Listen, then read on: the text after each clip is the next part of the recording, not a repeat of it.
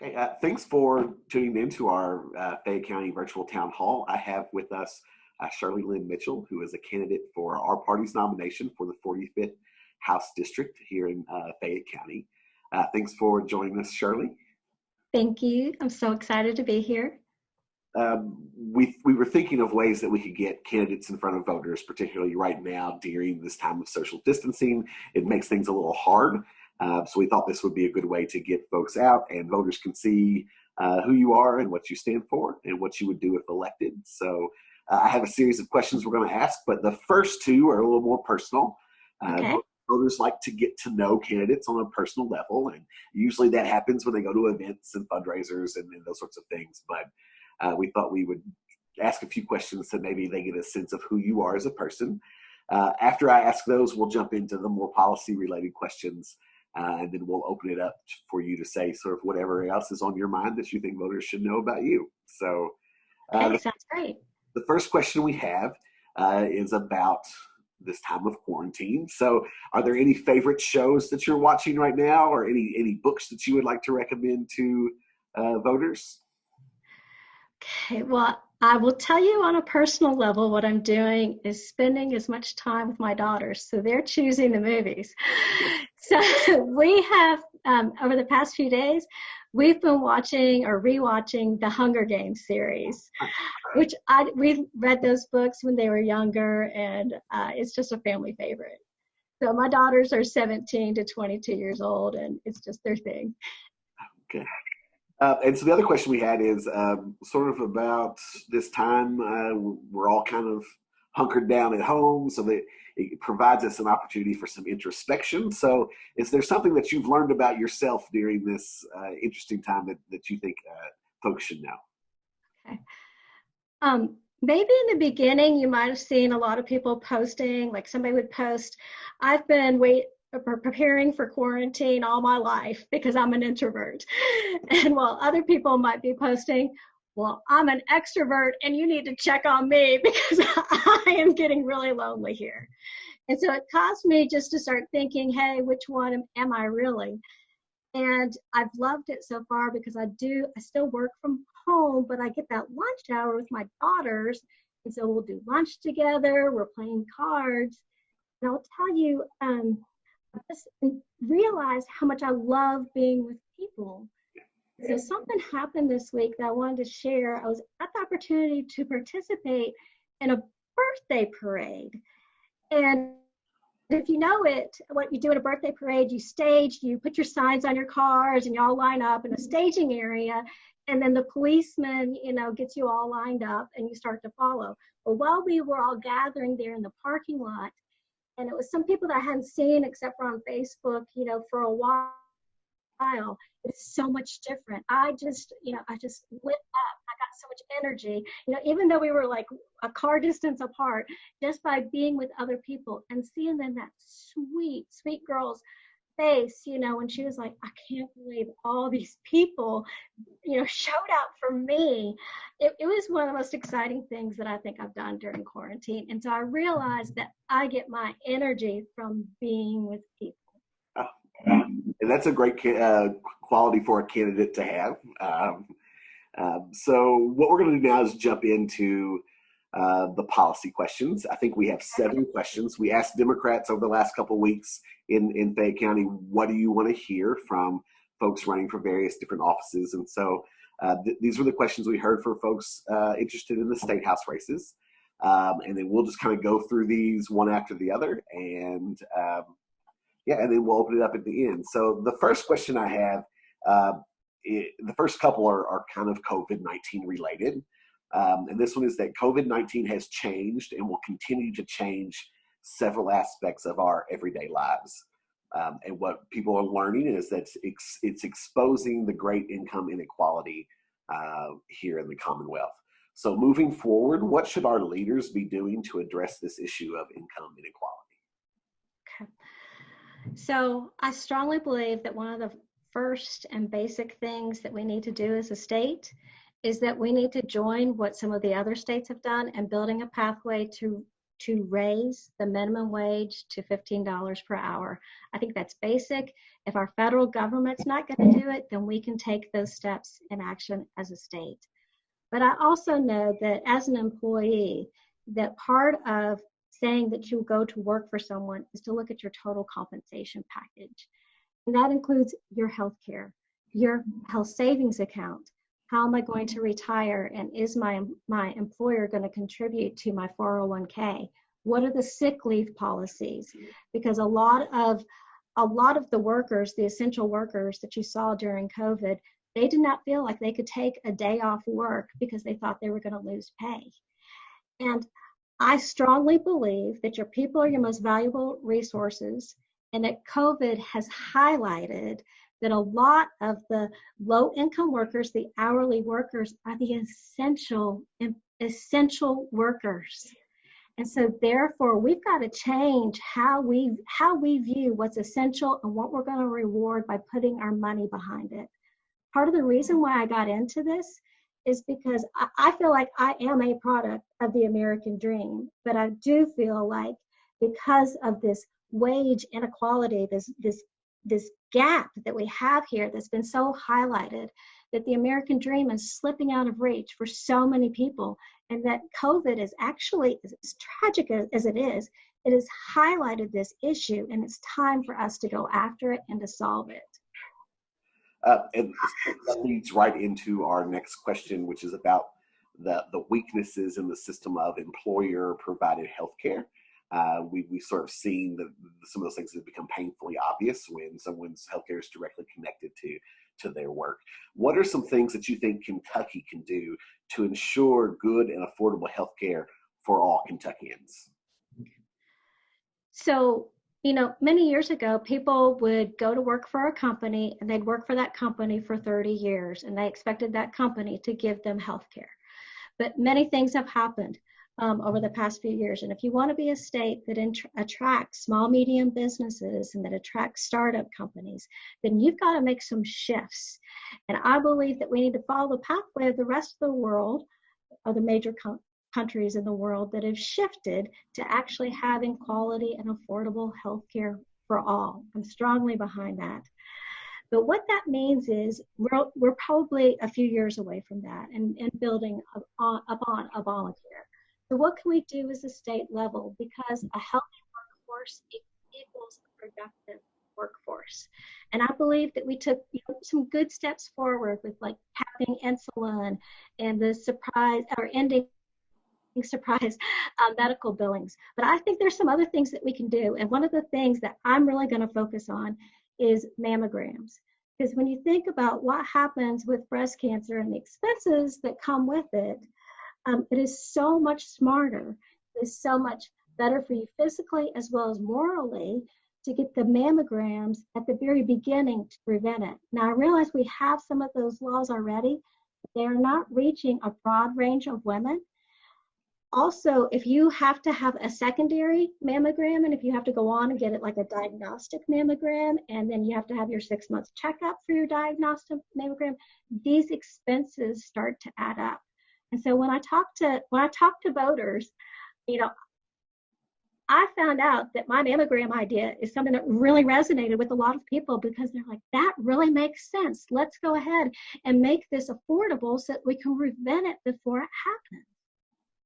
Great, thank you for that. The next question is focused on Kentucky's budget, and we see every year the legislature talks about cuts to services, cuts in the state budget. Are there any new sources of revenue that you would support to eliminate this seemingly endless need to cut the budget? So I think that there's a lot of good ideas on the table right now that our governor's brought forward. You've heard him talk about things like esports gaming, the vaping tax, medical marijuana, that progressed somewhat through this past session. But I really want to focus on, I think we need to change our mentality from short-term strategies to long-term strategies. When you have a finite amount of resources, both your people, your budget, and I guess the third one being your land, then you have to make conscious decisions. And what am I going to do? You know, in the corporate world, you can either be a fast follower of your competition, or you can leapfrog your competition and go where they're going to be in 2 years. And so you just skip that step. I think Kentucky needs to focus our most valuable resources on moving to where the future is going to be. And because I participate in different studies, like there's Forrester research that gives businesses good information about this age of emerging technologies like artificial intelligence, Internet of Things, DLT, 3D printing, that over the next 10 years that we're going to see workforce disruption of, roughly, like their estimates are as high as 400 million workers globally disrupted. Therefore, we need to take that threat and we need to change it into Kentucky's opportunity, and so that we're preparing for the future of the workforce, getting our workforce retrained so that we'll be the place that people come to for where these emerging technologies are starting to happen. Thank you. The next question is about Frankfort and the legislature itself. So the two parties in Frankfort seem to have very different legislative priorities. Much of that stems from philosophical differences on the role government should play in people's lives. If you are elected, what will your legislative priorities be and why? Okay. Well, I try to keep it easy for people, and I talk about my 4 E's. And if you've been wondering what the artwork is behind me, it's because my youngest daughter she does art studio at Paul Laurence Dunbar, and I asked her just help me, in my campaign setup. So I talk about my 4 E's. The first E being education, second E, economic growth, third E is earth, and the fourth one is everyone. So I believe wholeheartedly that we have to strengthen public education, and that starts with kindergarten readiness to K through 12, and that we need to focus on strengthening our post-secondary options, and that includes our comprehensives as well as our research universities, as well as our technical and apprentice programs, because of what's getting ready to happen over the next 10 years, where we're going to need more plumbers and more electricians. And I believe that when you start to build this pipeline so that your most valuable resource is your people, and that starts from birth, which is why I'm going all the way back to pre-K. When you start to invest in them, then you're going to be able to fix your revenue problems.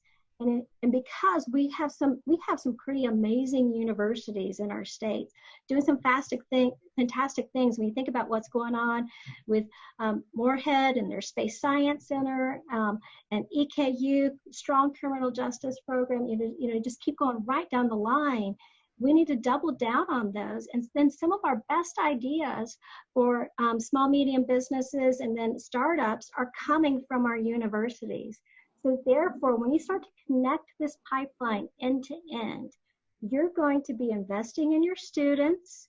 You're going to be retaining your students in state. I live in a district that values STEM, science, technology, engineering, and math. And we have MSTC at Dunbar and engineering at Lafayette and the IB program at Tates Creek. And so we're spending all this time investing in our students, but we don't have the jobs here after they graduate from college, and many of them are actually leaving the state. And so we need to keep our talented students here. So by connecting things from education to economic growth, then I think we're going to fix some of the problems. We'll have more money to do some of the things when I talk about in the everyone space.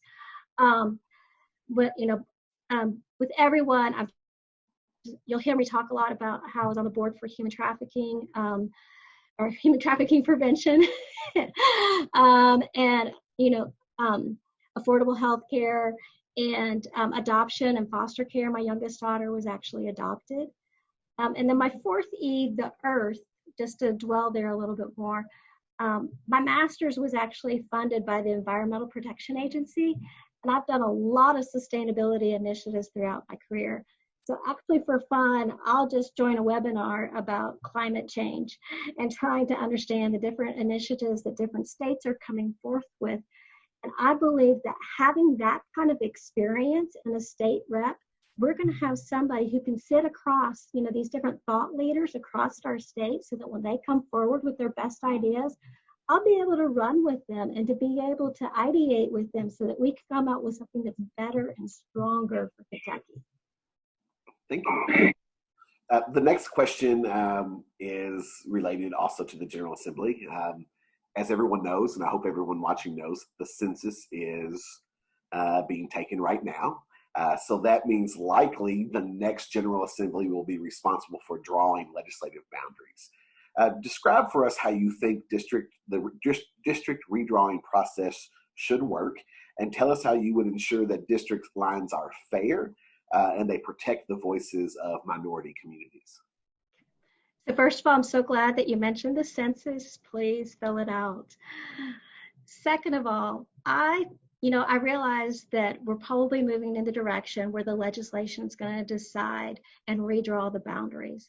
But I do believe that we need to follow what some of the other states have done, like Iowa. Iowa's put together this nonpartisan legislation staff, and they've even put together like an advisory citizen commission so that they can get input from their citizens. And that's their process for redrawing their lines. Because I strongly believe that politicians should not be able to choose their voters, thus keeping them in power and really benefiting their party. I believe that democracy works best when everybody has a voice, and that means that we have to take especially intentional effort to listen to the voices of our minority parties. And that means that we cannot have their voices silenced and just smothering where you've got these trying not to be mean.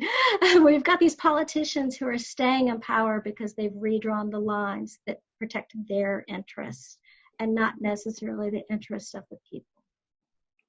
Thank you. So how will you work as both our nominee and as a member of the State House to engage young voters in the conversations about moving Kentucky forward? First of all, I love it that you asked this question, because I love working with young people. For someone who gets their energy from people, young people already come with energy. They're amazing. Their ideas are so creative. They have so much to contribute. And I love it that they don't know how things have always been. Therefore, they challenge the status quo.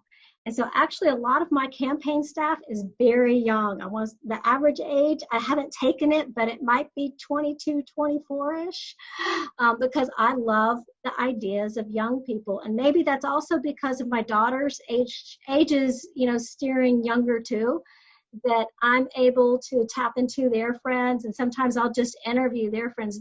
A lot of them may not even know what I'm doing yet or why I'm asking these questions. But I love it. And I really think that, I grew up in an era, I went to college in the 90s when there was the period of Rock the Vote. And there was a big push to get college students registered to vote and to know who to vote for. And that's my mentality. And so I have been, if you follow me on social media, I'll post. Here's where you need to go to register to vote. Only 17, but you'll be 18 before the general election. You can vote in the primary. And my team has actually signed up. There are many people already who have told me that they've registered to vote because of the information that I've passed along to them. And that really gets me jazzed.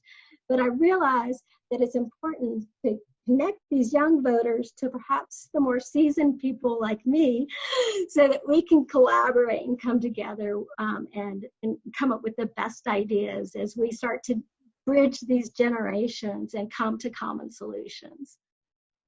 Okay. The last question that we have, and then we'll open it up to you to talk about the things that you think voters should know that we haven't asked about, is if you're elected, what will you do to improve civic competency in Kentucky? Okay.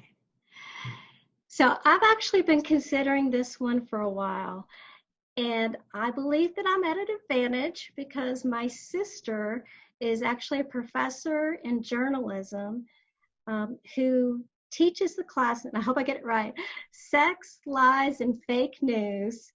Using media wisely as a citizen in the age of discrimination, which is a mouthful. But in her book, she goes through these different steps from how you do just that. And the first step is really to inspire people. We learn in our civics class that voting is both our right and our responsibility. And so bringing people back into that your voice does matter. And then step 2 is giving them a forum for how your voice matters. And so town halls. And so you think about like what you're able to do right now, Clint, with your virtual town hall. It's something that my sister and I are actually ideating on, like how do we create some kind of virtual town hall where we get to listen to the different voices.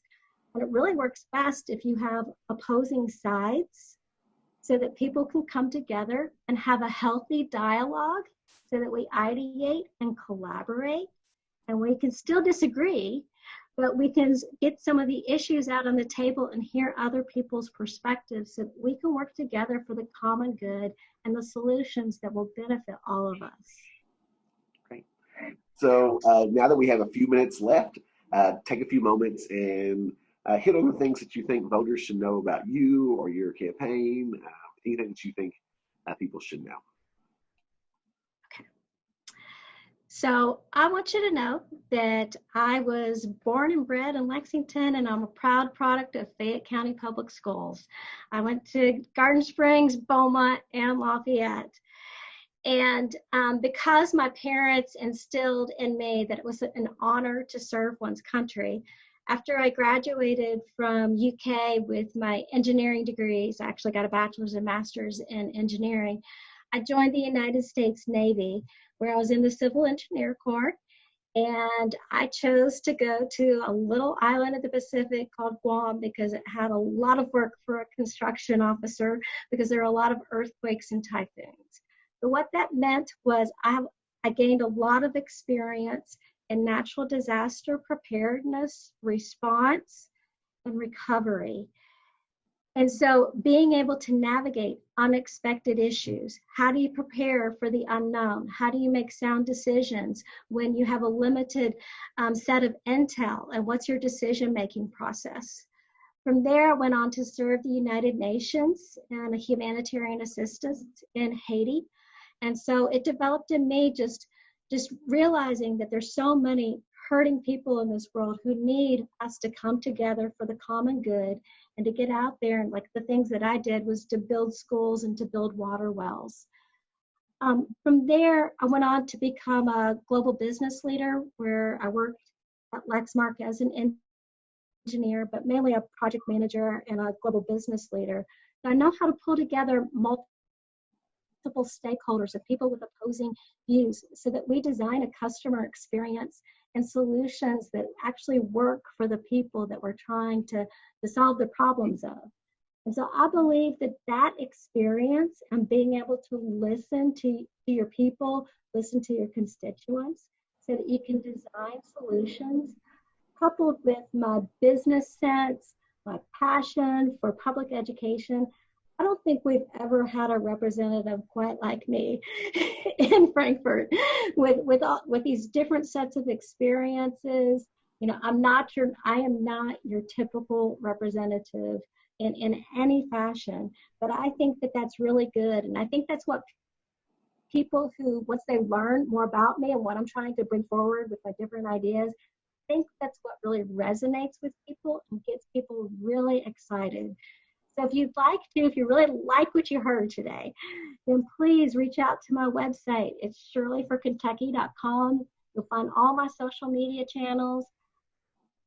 I'm still building my volunteer team so you can see how you can get involved. If you want to have a phone conversation with me, I'd love to have a one-on-one conversation with you. It would just be an utter delight. But most of all, I'm asking you to show out and for you to get your absentee ballot. And make sure that, if you can, make sure you send in your vote by mail ballot and that your voice is heard because your voice matters so much in this day and time. So please, please vote for this primary on June 23rd. Well, Shirley, thank you very much for spending some time with us today and for participating in this so that voters can learn about you and your campaign. We really appreciate it. And with that, we are done. So thank you again, and we'll see you later. Hey, thank you so much, Clint. It was a pleasure being here with you today. Have a good one. You too.